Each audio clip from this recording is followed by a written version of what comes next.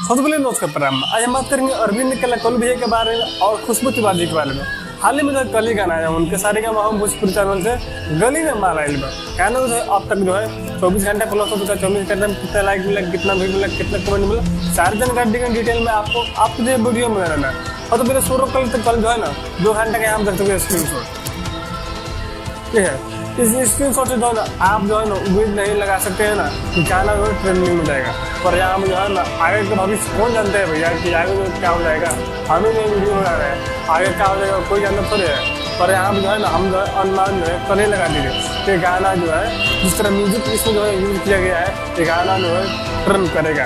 आप जो है कहीं ना कहीं बाद में 100% हो गया और गाना जो है ट्रेंड कर रहा है 28 नंबर पर। और जो है म्यूजिक में कहीं ना कहीं जो है ना अनुमान लगाया, पर यहाँ पर जो अनुमान जो है कहीं ना कहीं हकीकत में चलता हुआ तो कहीं ना कहीं जो है कल्लू भैया का ये मेहनत है। और जो उनके जितने भी टीम को लोग हैं उनका मेहनत का कहीं ना कहीं रिजल्ट है।